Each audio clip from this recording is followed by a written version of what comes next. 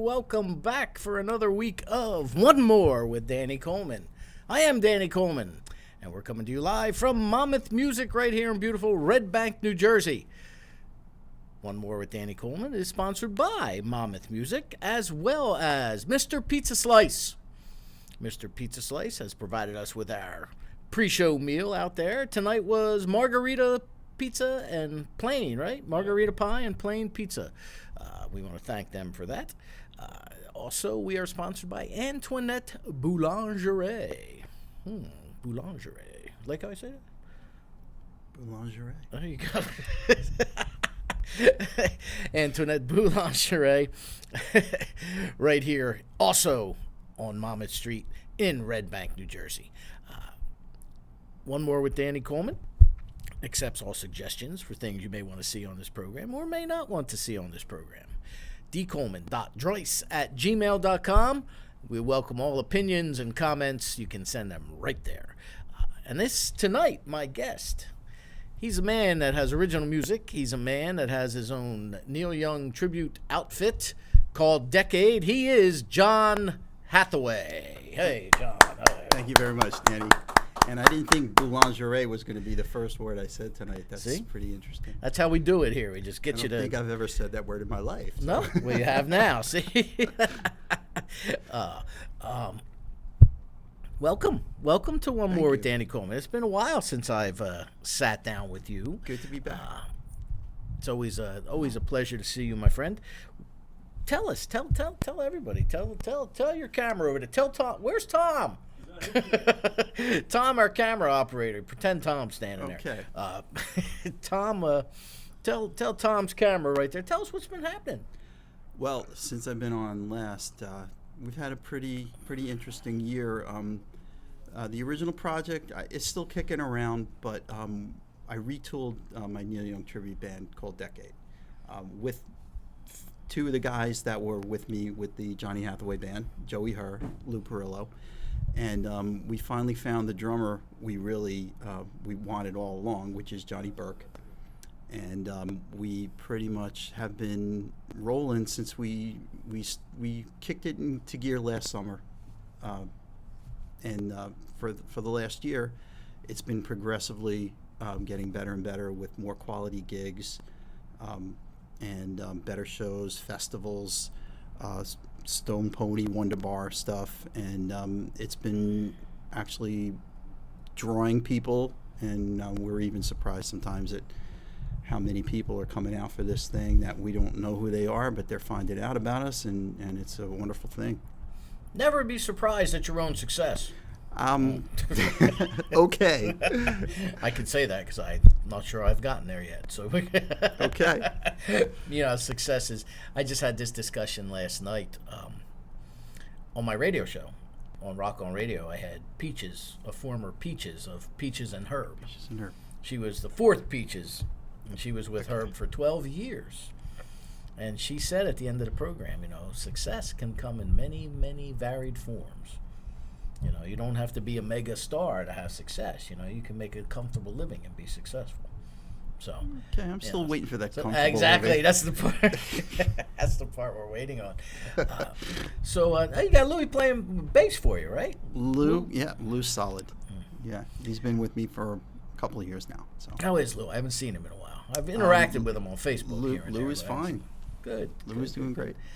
So, okay, so you decide to put this Neil Young tribute band together, Decade.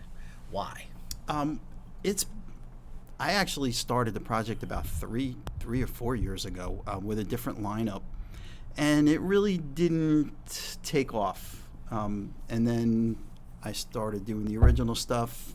People wanted to hear my own stuff, so I went with that for a little while. But the problem with playing original music, as you know, is your venues are limited, your audience is limited, And unless you're really getting yourself out there through social media and other ways, it's hard to get people to come out and see you because they just don't know about you. So when that started tailing off a little bit, I thought, let me put Decade back together and see what happens this time with, this is the with second these guys. incarnation? So it's actually probably the third incarnation. Oh, wow. I Yeah. didn't realize that. Yeah, there have been some interchangeable parts through the first few years, and then all good people. But just when it starts to wane and you're not gigging, you drift apart a little bit, and then you meet new people, and sometimes you connect a little better with them than maybe you did before.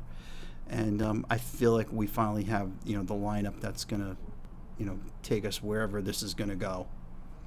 These guys, and we've been told by people who come to see us that it's a very impressive lineup, and the sound is where it should be as far as playing Neil music.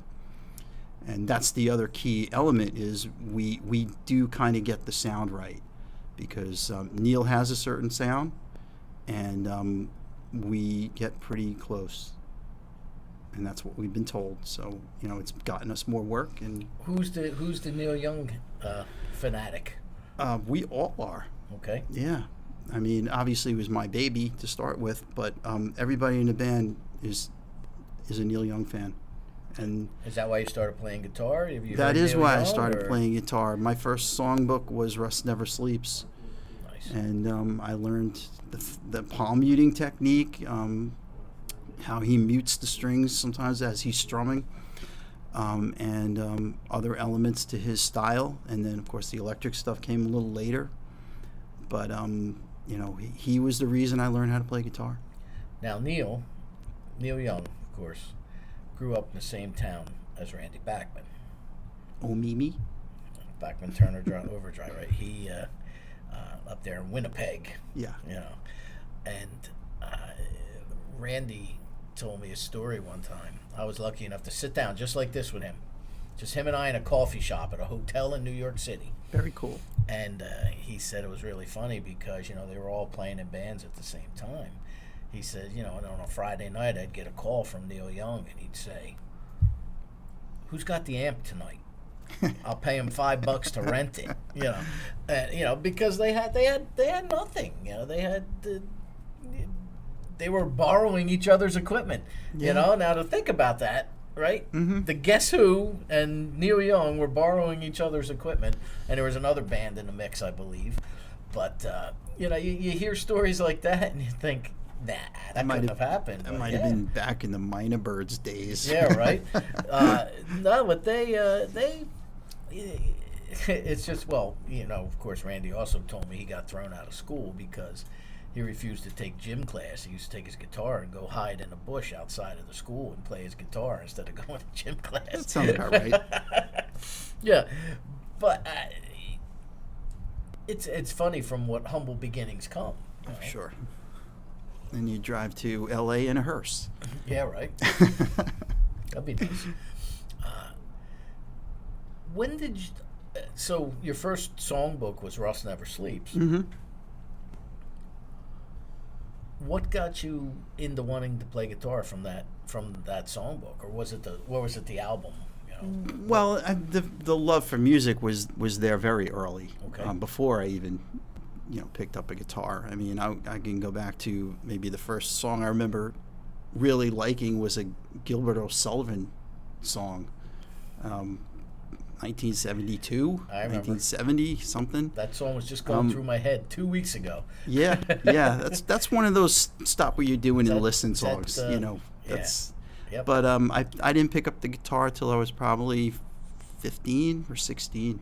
Oh wow! So it was I a didn't realize it was that late start. Yeah, and just kind of no lessons, just playing what I heard in my head, trying to play along to something on whatever vinyl I had at the time, or the radio, and I used to play a lot during the day. I would practice sometimes 3 hours, depending on how much time I had, and just got better. And then you start hooking up with other people, and then so you learn a few things from them, And just kept at it. Where are you from originally? Jersey City. Oh, no kidding. Yeah. Jersey City. And where are you at now? I am in Bradley Beach right now. Okay, so you're in Bradley City. What made you relocate to the Jersey Shore? Lots of reasons. Not all of them are happy ones. Okay. You don't have to go into them. Yeah. There were things that happened in the last couple of years that caused some of the various moves. Yeah. Okay. Yeah.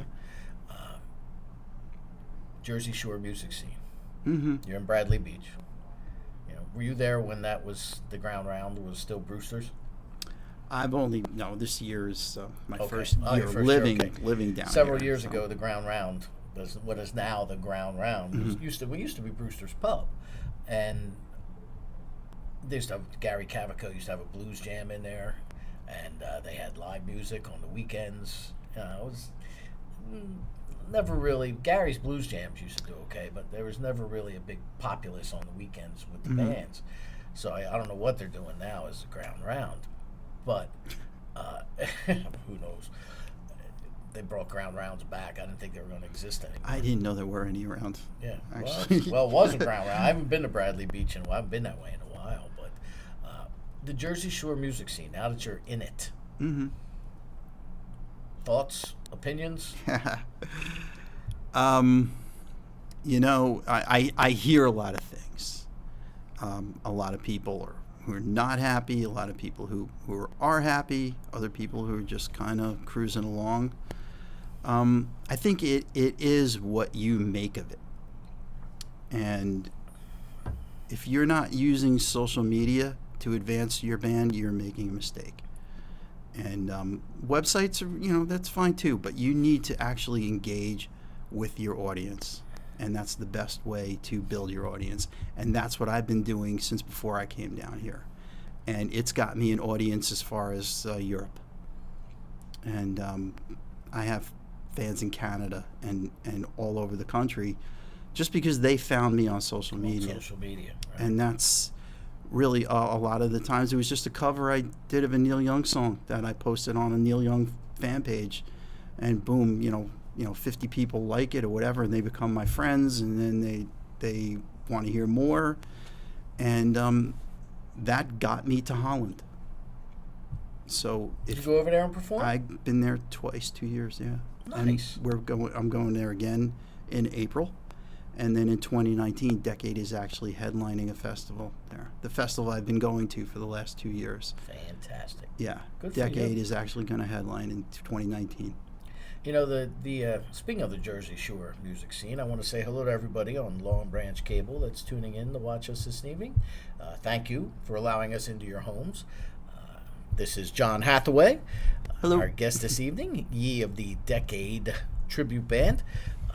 And he's also an original artist. He's going to perform some tunes for us at the end of the show. Maybe one or two Neil tunes and give me an original. How's that at the end of the program? That's fine. Sound good? Sure. All right, good. See, so stay tuned for that. The Jersey Shore music scene, the first gig I ever did, my first exposure to the Jersey Shore music scene was Labor Day 2007 at the Wonder Bar. Mm-hmm. We were on a bill with a band called Agency and another one called Status Green.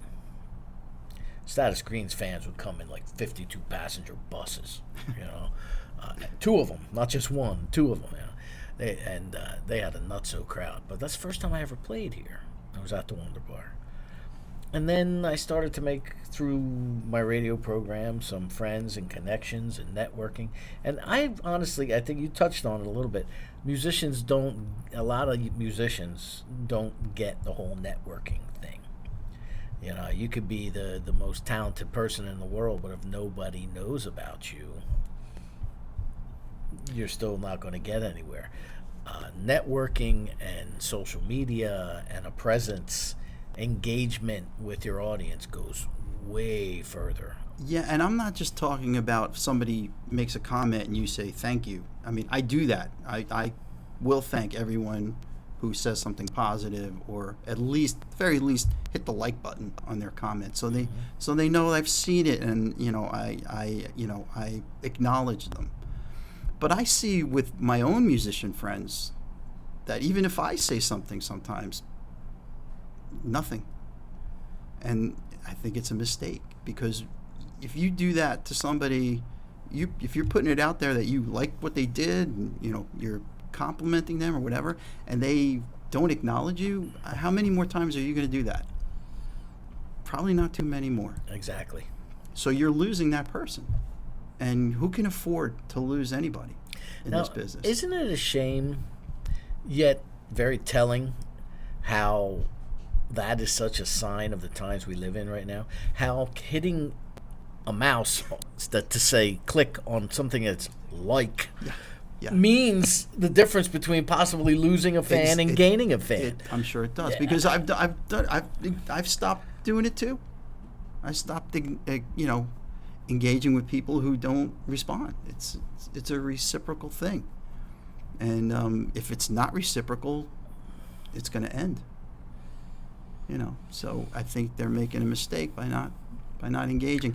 I've gone so far as to scroll through my newsfeed, see who's posting the picture of their cat that day, and even hit a like on that, just to let them know that I'm liking your stuff too. It's not that hard.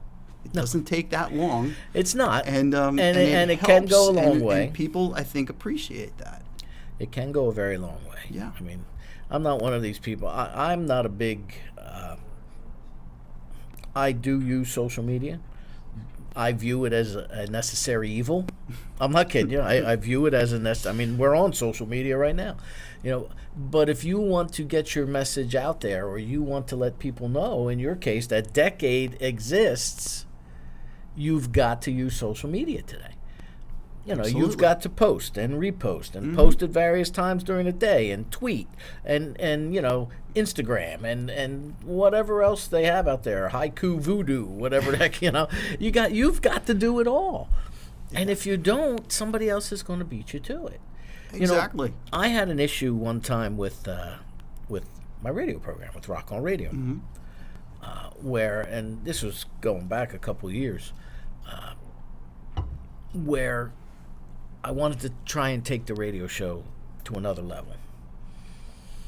And I had discussions with the vice president in charge of programming at the time for Sirius XM.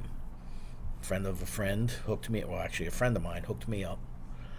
And we exchanged a couple emails. And the guy said to me, he said, well, what's your social media? Well, knocking my microphone over. What's your social media following? He says, if you don't have at least 50,000 likes or views, or a sponsor that's willing to pay a load of money per show, he says, I can't help you. So my response to him was, well, I can go out and buy 50,000 likes. True. I can go out and buy 50,000 Twitter followers. I get the junk mail every day. What good is that going to do if I go on the air and I've got 3 people listening to me? Right. Give me the what is the basis Smoke in that mirrors. there? Yeah, and I don't necessarily subscribe to that theory that you need that. I feel if you have a product and you build it, and if you build it good enough, you're gonna get people who want to tune in. You're gonna get people who want to like your Facebook page. You're gonna get people who want to hear more from you. Mm-hmm. So, but I think most of that has to come from the artist. Yeah, I mean, you got to acknowledge people. It can't put it any simpler than that. Ignore them and they'll go away. Just like your teeth. Yes, just like your teeth. That's brought to you by the 5th dentist. Well, you have to do things to get yourself out there, so to speak. I mean, you can't just hope for the best. Oh, no. You know, I did a, now if you're home listening to this, I did a singer-songwriter circle. I used to do them all the time down where I grew up in Hamilton Township, just outside of Trenton, you know. And I used to do them at a coffee house. And when I would do them at the coffee house, capacity was 75 in this place. I had people standing the walls. Okay. Okay? I decided to do one at the radio station that I broadcasted from. And I had 3 ladies.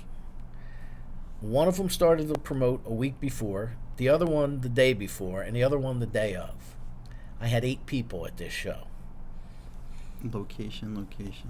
Well, that was part of it, location, yeah. But the point being that nobody knew about it. If I was the only one, well, they're not going to get the word out. You know, would you wait until the day before to start inviting or promoting your gig? No. Exactly. But I have a bigger question for you. Actually, I have a bigger question for you too, Nash.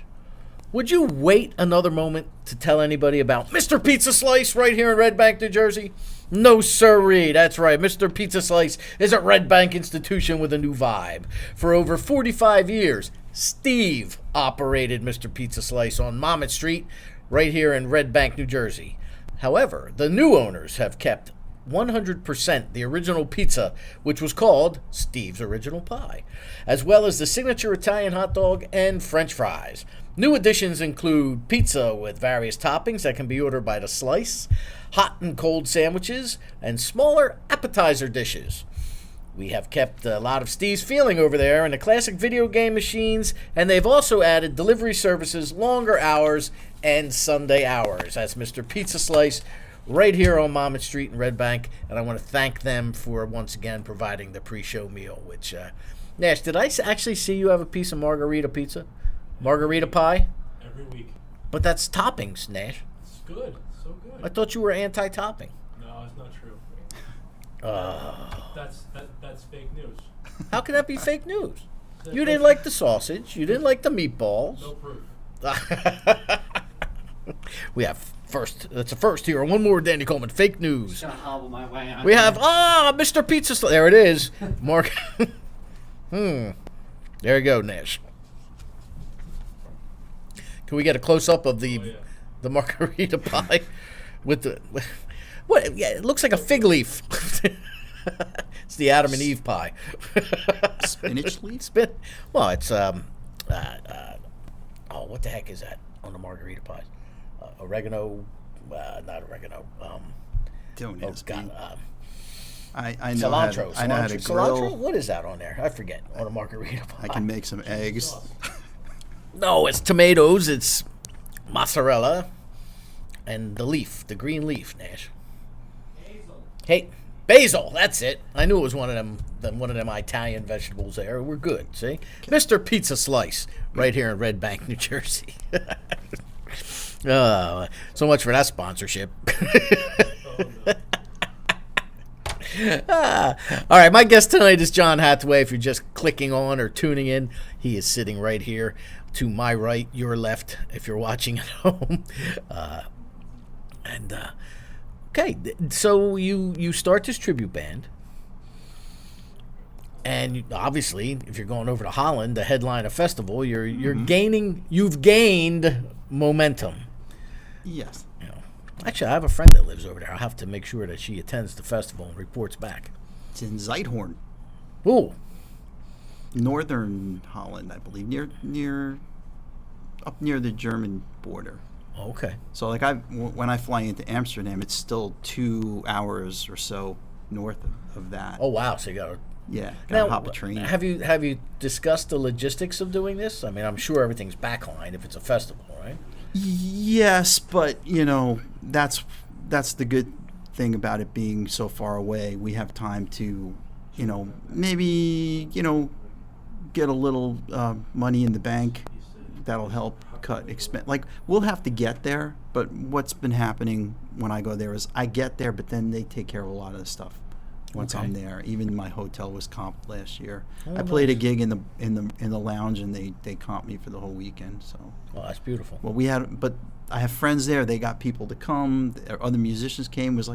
Became like a jam, and the bar did very well that night. So, So they're very happy. yeah. Lots of Heineken Oh yeah. in Holland. Hmm. Yeah. I went to Ireland one time. Lots of Guinness. Tried to drink all the Guinness they could put in front of me. They just kept making more. I'm sure they will. That's because I had one more. One more. There you go. Call me killer. I slay me. So, what? Okay, when you go over there as a solo artist, I've often wondered this because I've never had to do an international gig myself. Do you check? I guess you got to check your guitar. I mean, what do you? As far as the flight goes, how do you get your stuff over there? No, Sal Mara from Colossal Street Jam. Say no more. I don't even want to know where this is going. No, Sal gave me a tip. He said, just bring your guitar on the plane. They'll put it in the closet for you. Oh yeah, I said, I guess they okay. do that with baby strollers. And they did. Nice. That's I just walk up to the flight attendant as I'm coming in and say, you have a closet where you can, they go, oh yeah, okay, we'll take it. It's a soft shell case, I just bring the acoustic, and they just stick it in a closet, and I get it when I leave. Very cool. Yeah. Leave it to Sal to figure that out. Yeah, and I have like a traveling bag that I throw on my shoulder. It's like this big, has all my clothes in it for like the weekend, and I just throw it in the top, and I don't have to check anything, and I don't have to wait for bag return, and I run. Beautiful. Yeah, Beautiful. yeah. Have you ever done wash while you've been over there? No. It's very difficult. No. I was in Ireland for 15 days. I don't and bring it was that very many difficult. clothes. No, it was very difficult. I tried not to bring that many clothes because we were told there's a washer and dryer, but they were stackable, and it took like 6 hours to do just the wash, and then the dryer took like forever. Now, my longest stay was 3 nights, or 3 or 4 nights, I think. And so, that's just, everything I wore, just threw back in the bag and wash it when I get home. Weird, yeah. Or you could she could probably wear like the same clothes for 3 straight days, huh? Yeah, it wouldn't Like look backpack good. over That wouldn't Europe. look good for pictures, though. No? Why? I'm wrinkled. I went to they had me. Well, the really nice thing about being over there too is they appreciate music so much that you could just be walking down the street and somebody will walk up to you and say, "You're a musician, can you play a song?" And sure, why not? And I've played in cafes, I've played in the bars, I've come back to the bar after a gig and there's a party there. They say, "Can you play a few songs?" I play a few songs there, and I played like 6 times in 3 days the last time I was there, just from that. And It's pretty good. yeah, and somebody's always handing you a beer. That's even better. Or here's some food, and so that's why I say once I'm over there, I don't really need to spend very much. It's a beautiful thing. But they're really nice people, very friendly. So it's like the barter system. Yeah. How did you get the notion to go over to Holland? I was invited. Okay. The guy who By the embassy? Arnold. No. Who were you invited by? Arnold Wegman is the creator of the Neil Young Festival Zeithorn, and I forget how many years. It might be going on. I don't know, maybe 10 years he's been doing it, or maybe a little less. But Arnold saw one of my videos, and he invited me 3 years ago. But the first year I couldn't go. Invited me again the next year. That was 2015, right? So I went that year for my first time. People very receptive. I mean, I made a ton of friends over there already. Went back again last year, and I can go over there, and because it's a Neil Young festival, everybody there knows Neil Young music. So Right. I can jam with people over there. I can do solo. I met one of their best Neil Young tribute guys, Jerry Wolthoff, and played with him, and there and other really excellent musicians. So all around great experience. So how'd you land at the airport? You get your hotel. You hit the ground running. Did they have a car for you? Did you have to rent a car? Did you have to drive on the wrong side of the road? What did you do over there? I mean, how did you get up to the 2 hours north of Amsterdam? Hitchhike? The first year, I had a friend over there who lived more on the southern side, and she met me at the airport, which also has the train station. Oh, okay. And so she guided me, got me on the set up with train ticket, and we went because she was going to go to the festival. So we just took the train up there, and that was easy. Last year was a little trickier. I went to meet someone else, but I didn't realize how far they were from the airport. So I took a car, and I said to the guy, "Oh, what's this going to cost?" He goes, "Oh, don't worry, it's all metered." And I gave him the location. And I had to go to some place called the Boatel. There were actually boats on the water where people could sleep, and little restaurants inside. And he's driving, and I'm watching the meter, and it's like 40, 50, 60 euros. And I was like, dude, where are you sure this is right? He goes, no, this is the address you gave me. So it ended up costing me about $80 to go from the airport to where the Boatel was. And we still had to go up to the other to the hotel. So I did meet her. We walked around Amsterdam a little bit, and then got another car that she had arranged, and so I ended up spending almost all the money I had just getting from the airport to the hotel. I was like, all right, I'm just getting to the hotel, and I don't have any money now. Now I'm doomed. But luckily, I had Decade tie-dye shirts that people had asked me to bring. Tie-dye Amy Lieberman made them for me, and we've sold 100 this year already here. So I sold 14 shirts at the show. So all of a sudden I had money again, and you like the Grateful Dead too?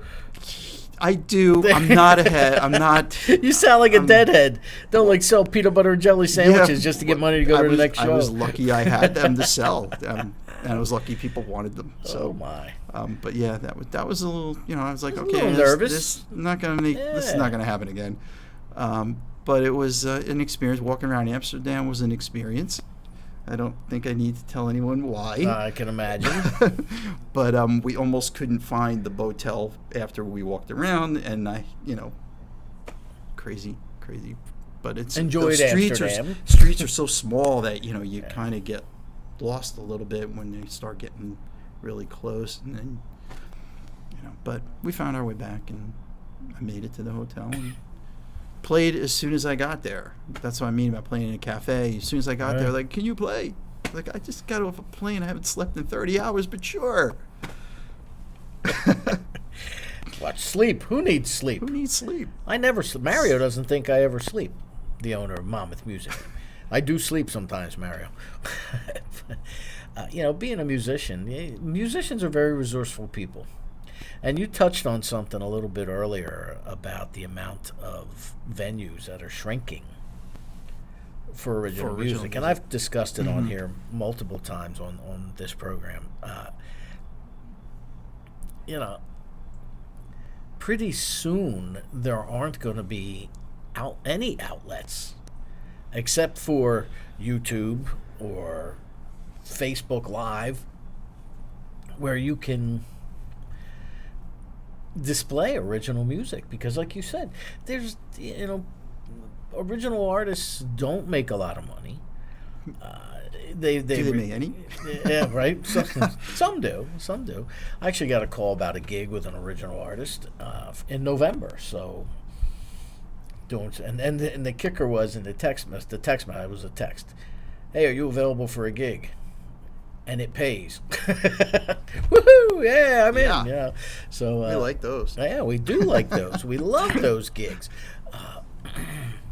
But pay, you kind of learn to deal with that, because you're not putting, as an original artist, you're not putting 600 or 700 people in the place. If you have the right mix of originals and covers, you can do that. But until you do that consistently, venue owners don't want to cough up the cash to make it worth your while. Yeah. that's why I asked what your opinion earlier of the music scene was, because you know, they can be very tough. Well, a lot of it too is, selling tickets. And, again, if you have a good social media presence, you have a chance of selling tickets. But if you don't have that, who's going to buy tickets to your show? What are you going to do? You're going to go stand on a corner? Do you like pay to play? You believe in that? I'm still trying to wrap my head around pay to play. I'm not, I mean, somebody else, I was talking with somebody last Saturday at the Colts Neck Rock Fest. But I don't feel like it's money coming out of my pocket. If I'm selling tickets, those people are purchasing the tickets, people coming to the show. That's the money I'm giving to the club owner. Right. Now, if you're telling me that, I should get all of that money, then okay, that would be great, but it doesn't happen. But if you're saying that the fact that I'm only getting maybe $2 out of a $10 ticket, I'm losing that $8. That's I'm paying. Is that how that supposedly works? Because they're paying me, and I'm selling some tickets, and I'm getting a percentage of that. So where am I paying? I don't get that. Well, pay to play is when the club owner or promoter looks at you and says, "You want to play here? Here's 50 tickets. You don't sell them, you don't play." Oh yeah, okay. Yeah, but pay to play. It's not like it's not like the venue says the tickets are $20, but we'll give the in band other words, you're paying X for amount. free if you don't sell any tickets. Exactly. Yeah, well, why would you put yourself in that position? Many bands do. And then they must not care. They get caught up in places that are pay to play around the Jersey Shore area around here, where this place is legendary. Well, there's let me be devil's advocate here. If you're the club owner and you didn't bring anybody to my establishment, why am I paying you? No, I understand that. So yeah, it is a double-edged sword. Yeah, because bands. The best response I ever heard was a bass player from a band I was in. He said, "Here's my CD, here's my press kit. We want to play here." And the club owner said, "Well, what kind of following do you have?" And the bass player looked at him and said, "I don't know. What kind of customers do you have?" You know what I mean? Yeah, it's a double-edged sword, and I understand a club owner saying, "You know what? You didn't bring anybody." But you see, here's where I fault the bands for two reasons. Number one, if you need more than a handshake when you go into a bar. If the guy says, "I'm going to pay you $300 for your duo for 2 hours," then he better come up with $300. Mm-hmm. If he says to you,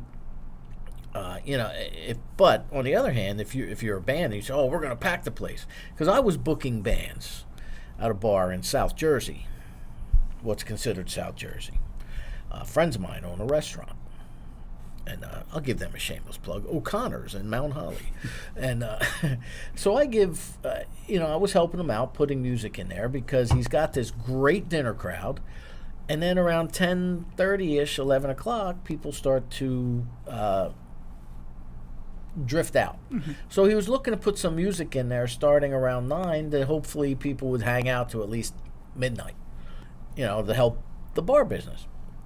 So I figured, okay, I got some friends who have bands or duos, South Jersey. First we went with acoustic acts, just duos or trios. And they all said to me, "Oh, yeah, that place, oh, man, when it was this," it used to be called Charlie's Other Brother. And we love that place, man. We'll pack that place. We got a great following down there.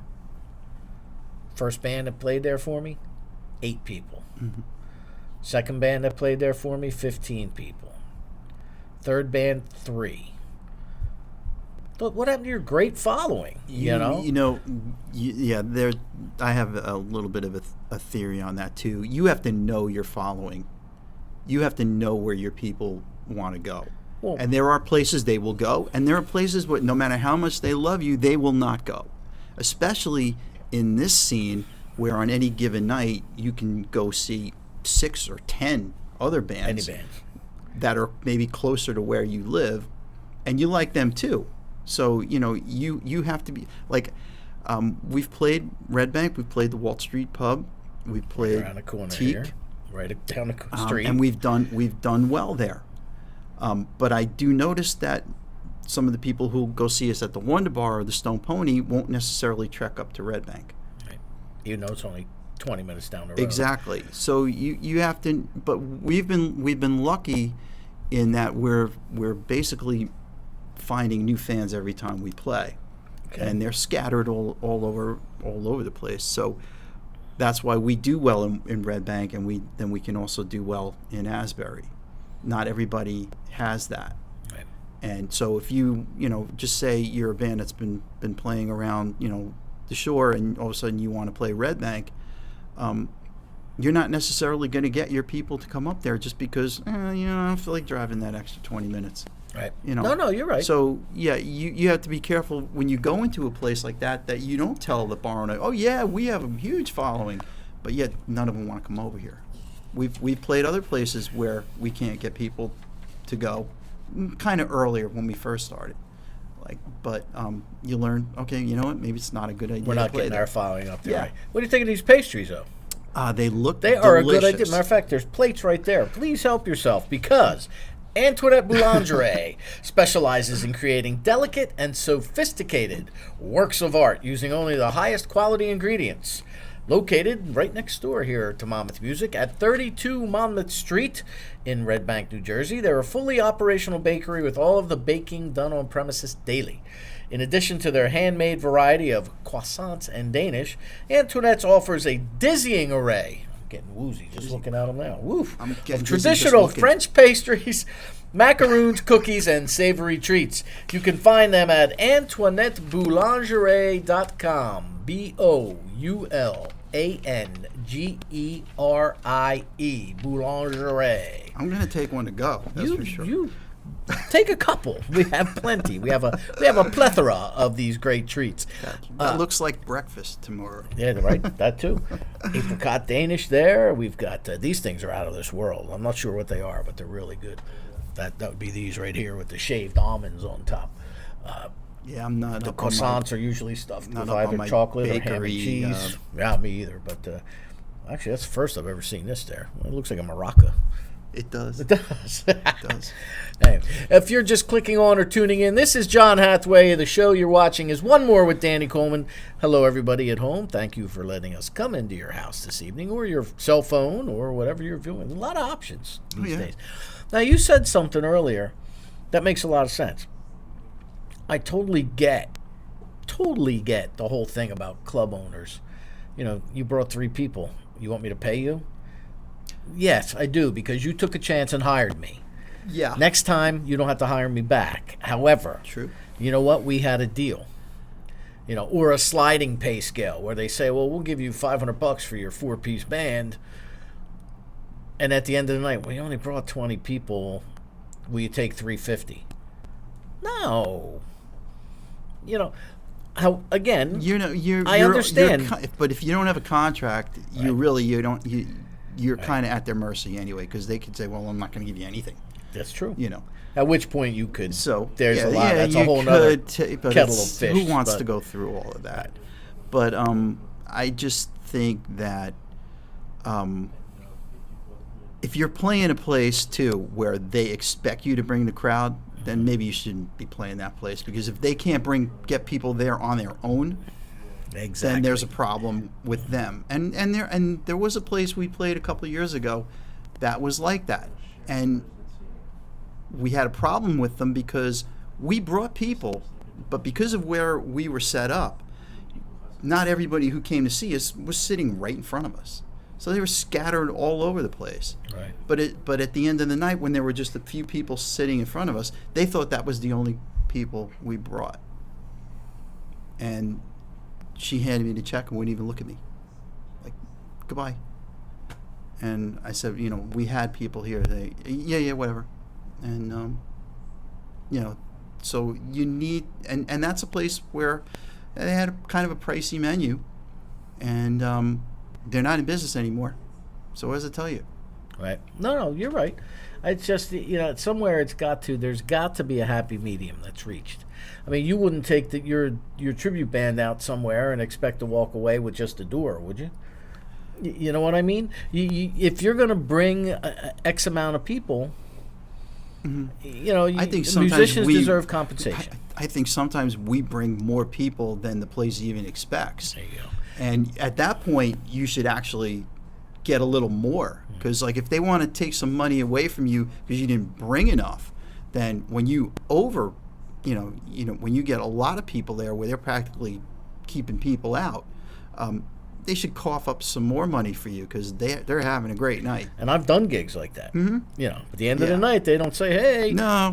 I actually had one bar owner do that over Yeah. the 30 plus years I've been playing in every gin joint and whatever you want to call it in this state and beyond, Pennsylvania.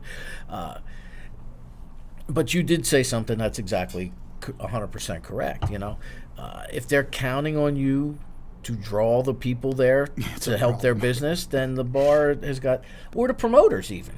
And there's some big clubs I know where the promoter don't want to do diddly. They expect the band to do everything, and that's not right either. They won't even put it on their website or the marquee or and it's just a very frustrating situation. But you also write original music. Yeah, well, if I could just add one more thing to that before we go into that. We've been lucky that we haven't had to just concentrate on bars and restaurants around. We've played festivals and other bigger events that we're happy that's happening because we don't have to do all the little places where it is like that. How do we find... You get a guarantee and you play and they hand you the money. Usually an Correct. envelope full of cash at the end of the show. How do we find Decade, or you, or how do we find out about you and Decade? Okay, Decade Tribute Band on Facebook. You'll see my name all over the place there, and the other members of the band: Joey Herr, Lou Perillo, Johnny Burke, and new keyboardist Steve Cuniff. And we also just set up a website finally. Decade NJ, like New Jersey, at decadenj.com, and that has our events and other information, pictures, videos, and you can see what's going on with us through that. Great. Which is good because sometimes the promotion is like a mess. Like they don't get our name right. They put a wrong video up. They put a picture of another band on our event. I'm like, are you kidding me? Like, why is this so hard? Right. Just ask me, hey, John, send me a picture of the band. Okay, here you go. Don't put a picture of some other band. Like, I think it leaves the club's hands and goes to some other social media, and they don't know. Nope. And they don't care. No, you hit the nail on the head. So there. I just went through this with a very big place in Asbury Park. I said, hey, why is some other band on our event picture?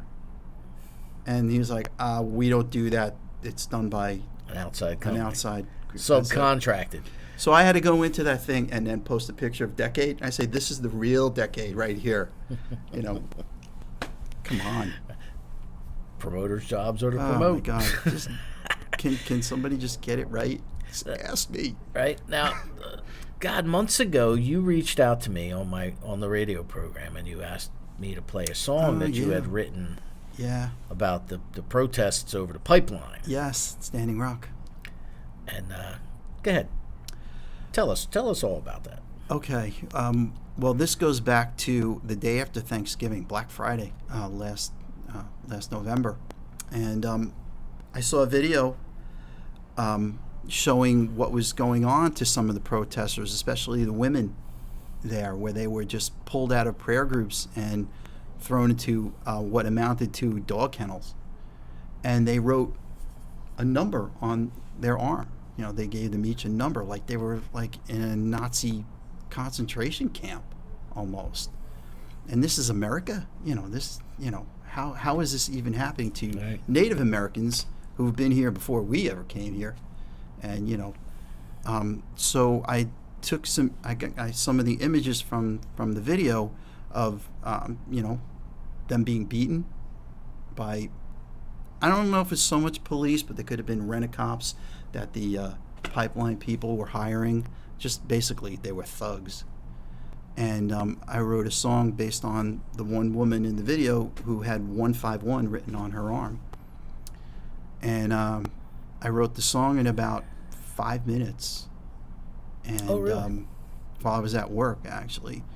And then before I even talked to my band, I called the studio, Dave Florio at Sound Cave Studios in Hazlitt. I said, Dave, you got any studio time tonight? He said, yeah, maybe after 8 o'clock. I said, okay. Then I called my band and I said, hey, I need you guys to come to my house where we usually rehearse about 7. We're going to run through this song. I hadn't even picked up a guitar yet. And we're going to go record this tonight. And they were like, okay. And of course, Neil did this with Ohio. And that's, where that idea came from too. But I also felt the urgency of getting it out there, similar to what he did with Kent State. And the sooner we got this thing out, the better. And to bring attention to the situation, because at that time it was still going back and forth. Were they going to be able to stop it? Were they needed more funds, they needed supplies, whatever they could do to get more help to those people out there on the front lines, was what I was hoping for. So the guys came over. I by then I had, pretty much put the chords together for it, and we ran through it 2-3 times. And went to the studio, and we started the recording around 8 o'clock. I was there till 3 o'clock in the morning. Vocals didn't get done the first night. Tequila had a little bit of a say about that. But It has that way. I went back on Sunday, finished the vocals. Everything else was complete. And by Monday, we had the song out with a rough video that our friend Drew Alexander, who came, he took some pictures, he shot some video, so we put that together with images from the actual Standing Rock video, and got it out on Tuesday. So between Friday and Tuesday, we had a song recorded and a video to put out there, and it got, I don't know, close to 1,000 views the first few days, and people were sharing it, and that was good, and then but that's one of those situations where it's like you can't fight City Hall. It helped, but yet in the end they were going to get what they wanted anyway. The oil companies and whoever was behind all that. So I think they're still fighting it in different locations, but for the most part, it's a tough battle. Tough battle for them. Yeah, it always is, Yeah. and there's so much stuff that comes out.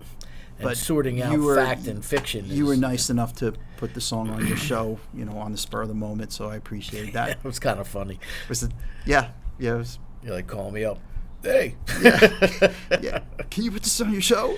Yeah, I get a lot of that. But it had a purpose, and I don't think it's going to have the staying power of Ohio. But I think people liked it. Did you get any other stations to play it? Any of the local FM stations? I tried, but nah. See, nothing happened. It's so funny. What I had a friend who was a DJ in the Philly market, and then Sirius XM, very well known disc jockey, and one of the reasons why he retired after like 30 years was they stopped allowing the DJs to build their own playlists. So that would be like where he could just go. The disc jockey could actually go to work, and he would pull from their massive vault of records or 8-track carts or whatever they had their music on. And if a friend of his, let's say, was over in Holland like you and said, hey, I heard this band over there, why don't you throw them on and see what kind of reaction you get, he could do it. Now they don't do that anymore. I have another friend who's on major Philadelphia classic rock station. So she was on the air last week, and I messaged her. Hey, I said, how about some Rush? Because they were doing a prog rock weekend, right? I said, how about some good Rush? And she messaged me back instantly. She goes, I wish. She said, I can't. It's not in this set. So she couldn't just grab from the record file and put something on a turntable or put something in the disc player. It's already been pre-programmed. Yeah. And that's what DJs have become today. They're really just maintenance people. Next 3 songs, okay, you play, you do a 15-second thing, this is such and such, and you're listening to da-da-da-da-da-da, and then boom, commercials for 3 minutes, 4 minutes. Then she comes back and she does this, and then, she might have 30 seconds to talk this time, in the morning, on the morning shows, it's even different. You have traffic and weather have to be at certain times, and, every single radio booth has a clock with a second hand because you have to, because it's timed at this amount of time it's going to go, But now it's with the computer. So whether you want to, before you had some leeway, but now it's all done electronically online. So when it says at 3 minutes and 12 seconds a song is supposed to play, at 3 minutes and 12 seconds, boom. Part of the reason I don't listen to stations like that anymore. Well, can I talk about the local college? Well, that's what I was going to say. Station? You didn't get any play from like Brookdale or No, but I'll just say that I don't think they knew me at that time. Since then, I've gotten to know Stu and I've gotten to know Rich Robinson, and I was actually on Rich's show last week for the Rock the Farm event in Seaside, which Decade was lucky enough to be a part of. And I broadcast the second one live when it was still at the Reagan Farm. Okay. Yeah. This one was much bigger, and I know they sold a lot of tickets, so I think they did very well. Oh, yeah, they had to move. But, the work that they do is, really amazing. Yes. Helping out people with issues with substance abuse. And like I said, we were happy to be part of it, but I was lucky enough to be invited into the studio with Waynard Scheller and Rainbow Full of Sound, and I got to play Needle and the Damage Done for the event, and that kind of ties in with that whole, the reason for their foundation, CFC, coming full circle, and so I got to know Rich, and going forward now, if I have something like that come up, maybe to be a little more receptive to something. So Rich did a great interview some years back with Artemis Pyle from Leonard Skinner, who actually was the headliner the day that myself and my partner Dave McMahon from 40 Foot Hole Studios, we broadcast Rock the Farm live the entire day. Nice. And it was just great because who sat down with me that day? Vinny Lopez, Artemis Pyle, Earl Slick, Matt O'Ree, who else? And all the other like indie artists that came in. It was just, it was a great day. I think Jeff Raspy sat down with us for a while. It was a great day, and the music was just phenomenal. So yeah, and the cause is just out of this world, fantastic too. So yeah. It's actually I now broadcast my radio show from Hightstown, and this is coming to you from Red Bank, but the organization I'm involved with in Hightstown, it's a COA Radio, City of Angels. They're also an addiction and recovery service, and it's the work that they do. They're totally nonprofit. There's nobody that draws a paycheck. And it's just a shame that drugs have become an epidemic again. Not that they ever stopped. I don't know if epidemic even does it justice. It's out of control. Yeah. The opioid abuse is just out of control. Yeah. No, you're right. And sadly, I have friends who had children that have been affected by it. But that is what it is. So again, DecadeNJ. .com. Yes. .com. Okay. We're going to let you get up and play something for us in a little bit. Give me an original, at least. You got you're going to hear 3 tunes from Mr. Hathaway. Give me at least one original, and then whatever you consider your 2 best Neil covers. How's that? Okay. See what I'll do happens that. there.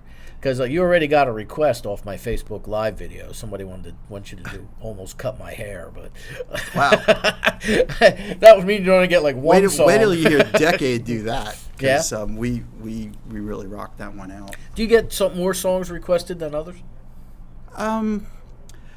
Not really, because I think people realize we're up there following a set that is already planned, and I'll hear somebody call out Helpless or Powderfinger or something once in a while, but it's not anything that's out of control. What's your favorite Neil Young album? My favorite album would be almost a tie between On the Beach and Zuma. Okay. Not 2 of the most popular ones. But Favorite tune to play? Favorite tune to play. I want to say On the Beach. Okay. Yeah, that's All right. one of it's one of the more mellow songs, and not really well known, but it's got a really nice vibe to it. Well, there you go. Well, we're going to give you that chance right now. I'm going to go over here, and I'm going to say hi. Ooh, almost knocked the shelf over. I'm going to go over here and say hi to Nash, and I'm going to talk about Monmouth music while you're getting set up for the performance here this evening. Nash, Hey, what's up, buddy? I'm not used to you being behind my left shoulder. I know. You know? I mean, you are the glue, my friend. The glue that holds this show together. That's Nash. One day you may see him. But until then, he's a man of mystery. Monmouth Music, right here in downtown Red Bank, New Jersey. Established in 1987. Recently voted the 3rd best town in the United States by Smithsonian Magazine. Located within walking distance of the famed Count Basie Theater, the Red Bank train station, and many fine eateries, Monmouth Music continues the tradition of being a destination store for all levels of musician, beginner through professional. New owner Mario Di Bartolo, a lifelong musician himself, offers a wide selection of brand name instruments at everyday low prices, both new and used, with personal, professional, and expert service that only a family-owned and operated store can provide. Does the neck on your guitar or banjo need repairing? Or maybe the valves on your saxophone need to be refitted? Regardless of what day it is, bring your instrument to Monmouth Music for quality repairs. You'll enjoy prompt service from a team of repairmen who are always available. Right now, he's still getting himself ready over there. I want to thank Mario personally, as I said, for allowing us to invade his store every Monday night for the last year now. Almost a year, Nash. Almost a year. So we've been here, and are you ready there, sir? Pretty much. Getting that? Yeah, look at that. It's starting to look like Neil Young over there now with that harmonica harness. All right. I give you John Hathaway. And what was that request again? Almost cut my hair. Almost Cut My Hair. Wow. Okay, an acoustic version of Almost Cut My Hair. Almost cut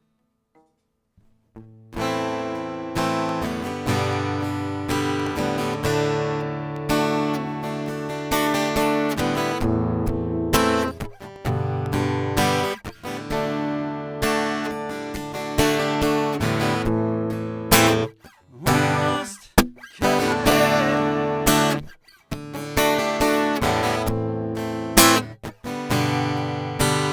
Just the other day. It's getting kinda long. Could've said words in my way, but I didn't. Not why. Felt like letting my freak my head. And I feel like I owe it someone.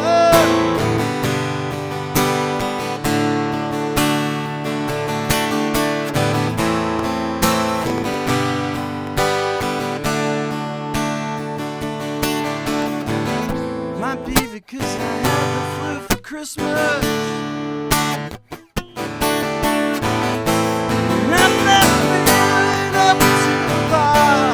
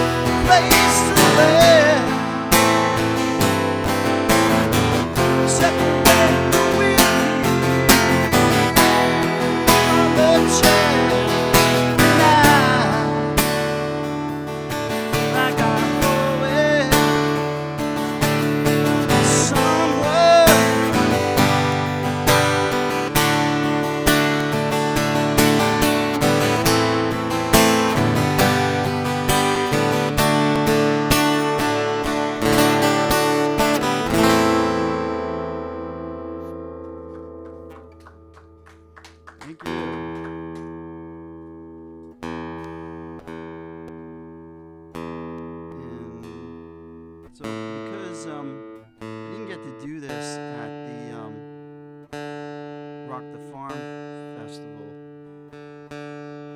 but it kind of ties in with their whole reason for doing what they do. And it's a song called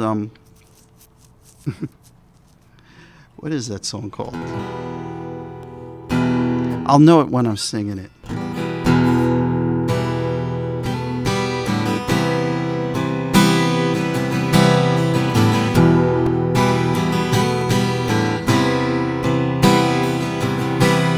Standing in the doorway with the highway in my sight, the moon is shining down upon those creatures of the night. This is how it is when the fever burns your soul, beats you to the ground and takes away your control. But I know it's not gonna last. Just have to wait for this to pass. Wake me up in the morning, wipe those rivers from my face, wrap me in your arms and take me out of this place. Wake me up in the morning before I am gone, 'cause you know it's already been too long. It's already been too long. Well, the highway is my enemy that I keep close to heart. Staying in the lanes has always been the hardest part. My mind drifts to the side whenever I get the itch to meet up with the crazy people living in the ditch. But I know I'm going too fast. Make sure you shoot the vid when I crash. Wake me up in the morning, wipe those rivers from my face, wrap me in your arms and take me out of this place. Wake me up in the morning before I am gone, 'cause you know it's already been too long. It's already been too long.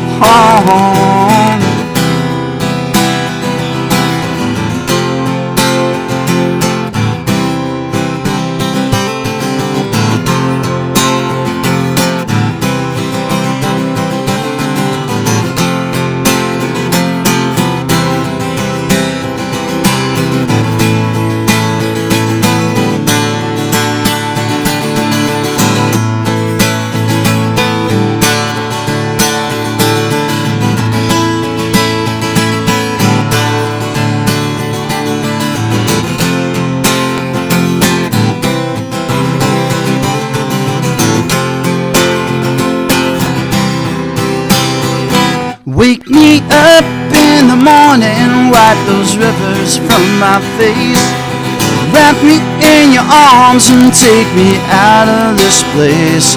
Wake me up in the morning before I am gone, 'cause you know it's already. Wake me up in the morning, wipe those rivers from my face, wrap me in your arms and take me out of this place. Wake me up in the morning before I am gone, 'cause you know it's already been too long. It's already been too long. It's already been too long. It's already been too long.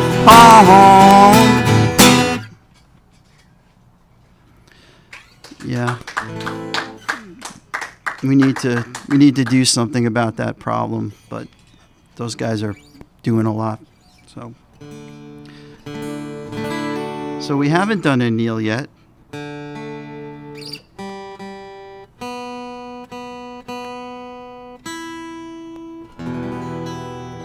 So I have this harmonica for a reason. So, and I just want to.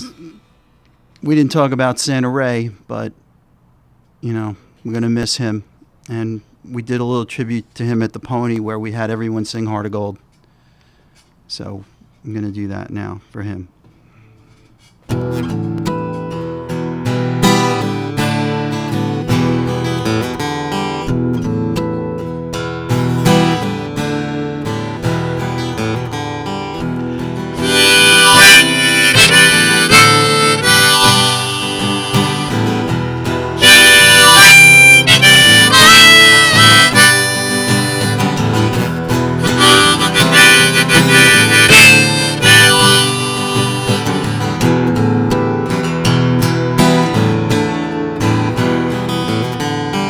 I wanna live, I wanna give.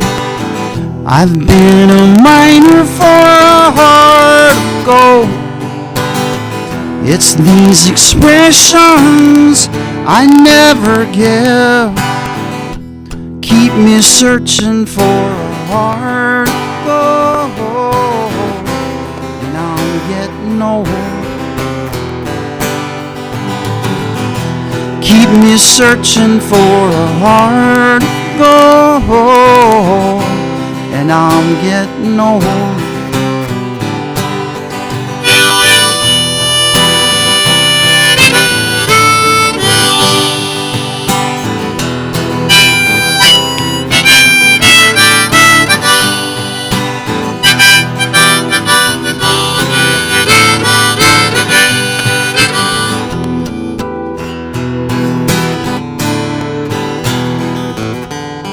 I've been to Hollywood, I've been to Redwood, I crossed the ocean for a heart of gold.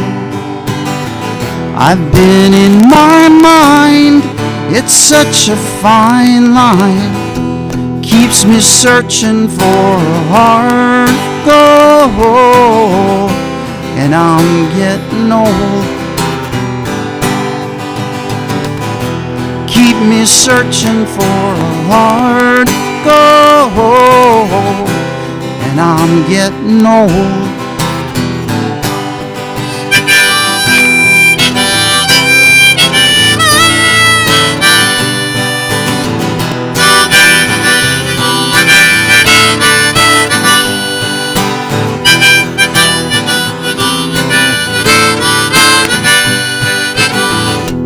Keep me searching for a heart of gold.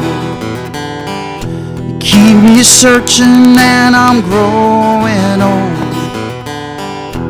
Keep me searching for a heart of gold. I've been a miner for a heart of gold.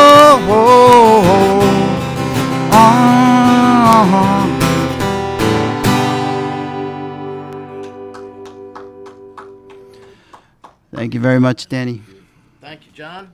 Thank you, guys. Very much. I'm going to I want to here for a second. Yeah, you know, Santa Ray, when he passed away, we did a little thing on here. I did a thing on the radio show. My Christmas spectacular is not going to be the same this year without Santa Ray. So it's very good that you paid tribute to Santa Ray at everyone did at the show. Oh yeah, Santa Ray he's going to be missed. He had a huge following. Next week we have Michael Askin coming in to One More with Danny Coleman, and we'll be back here live from Monmouth Music. Thank you all for tuning in. Thank you, Long Branch Cable. Thank you, Jonathan. What do you have coming up real quick?